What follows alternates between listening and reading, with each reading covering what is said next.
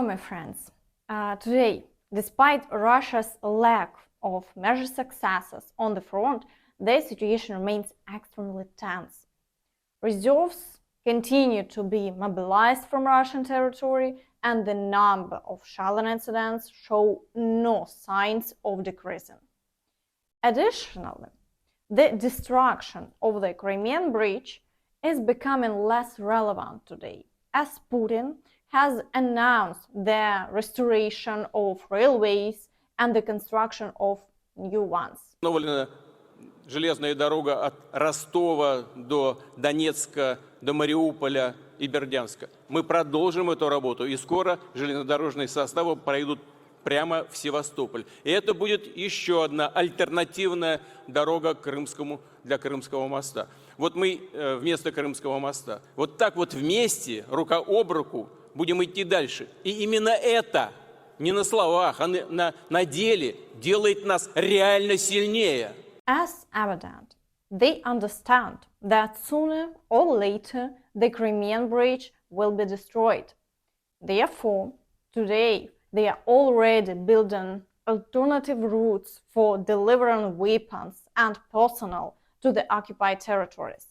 Thus, it turns out that when Ukraine has missiles capable of destroying the Crimean Bridge, Putin will already have alternative transportation routes established, making the destruction of the bridge not a problem for the Russians.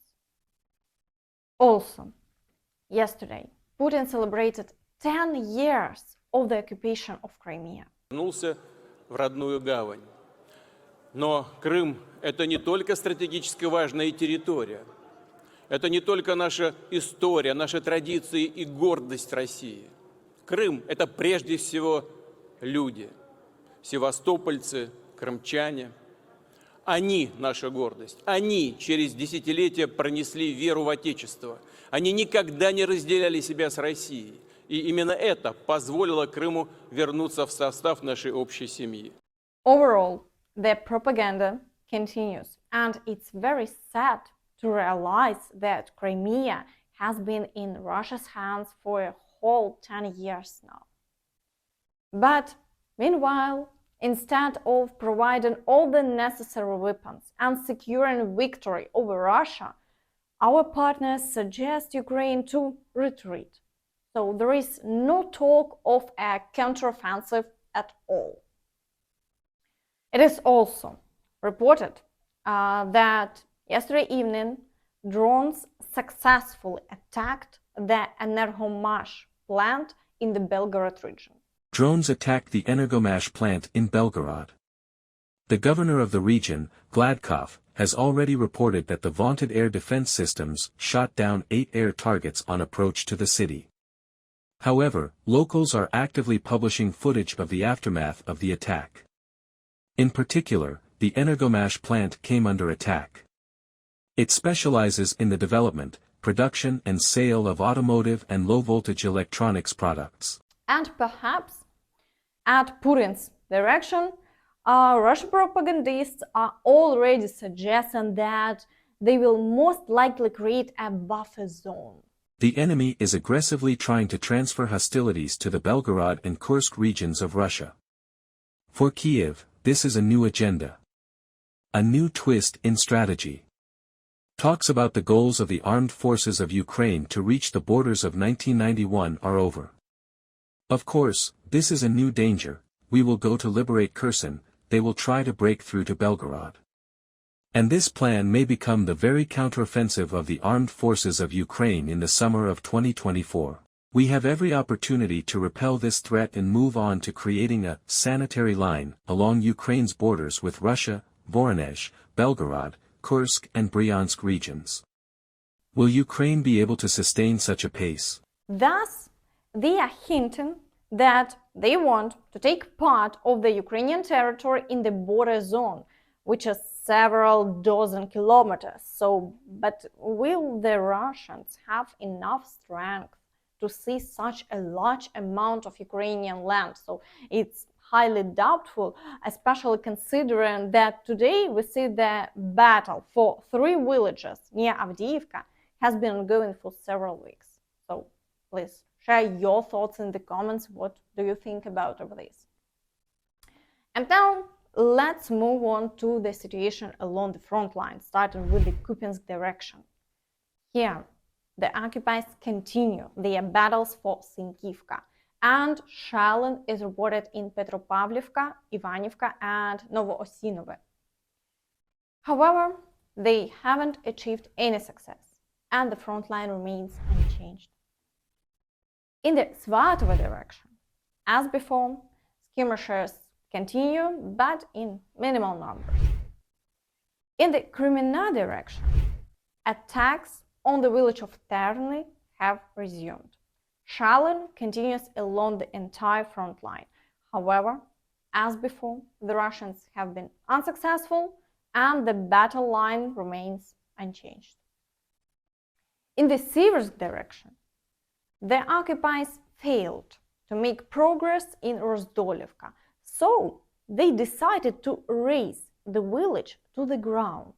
So they were shelling as before, but now they are attempting to destroy all Ukrainian positions in this settlement. Additionally, shelling continues in Belgorod, Spirne, and other prefrontal villages. But meanwhile, the front line remains unchanged. In the Bakhmut direction, the occupiers continue to actively storm Ivanivska, Klashivka, and Andriivka. 7 attacks have been recorded in the past day. Moreover, they intensively shell Chasiv Yar and other prefrontal villages. However, they haven't achieved any success and the front line remains unchanged. In the Avdiivka direction, the occupiers have reduced their activity with 7 attacks recorded in the past day. So the main battles are taking place in the areas of Berdachi, Orlivka, and Tonenka. They have achieved tactical successes, but there are no major breakthroughs.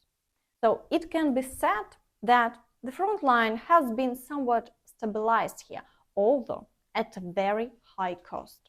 So the Ukrainian forces have to conduct counterattacks and destroy the Russians with FPV drones. Additionally, battles continue in the area of Nevelsk, while near Pervomaisk, the fighting has temporarily ceased and the Russians have begun another round of regrouping.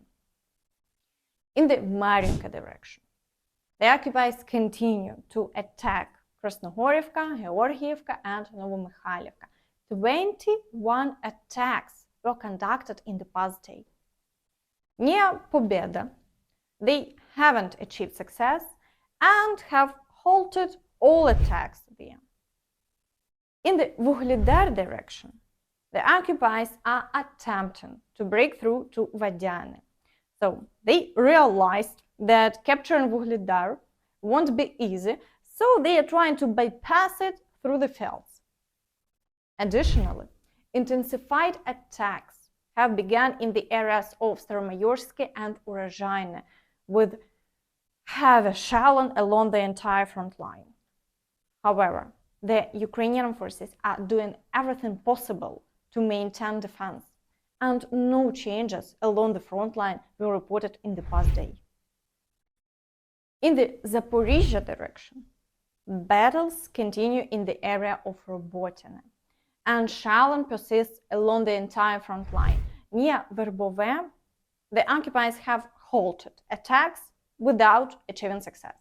7 attacks were conducted in the past day, and the fighting continues. In the Kherson direction, shelling continues on the right bank, along with offensive actions targeting the village of Krynki. So shelling of the foothold on the left bank is also recorded, but the Ukrainian forces are maintaining their positions and not retreating. Additionally, it has been reported that 3 people were killed in Lvov village, Kherson region, as a result of a drone explosion. And today, there is also news that Russia may be purchasing satellite images of Ukrainian military facilities through third-party companies engaged in business with Western companies. Private American companies can transfer high-quality satellite images of military facilities on the territory of Ukraine to Russia. Since the beginning of the full-scale invasion, more than 100 coincidences have been recorded, when the satellite took off to take pictures of a specific area, and in a few days, sometimes weeks, this place was shelled by Russia. After the missile attack on the facility, a satellite was again on its way to record the extent of the damage. This was reported by The Atlantic, citing a Ukrainian military official, whose name was not disclosed. The number of coincidences when the pictures are followed by blows is too large to be accidental. Sometimes a coincidence is just a coincidence.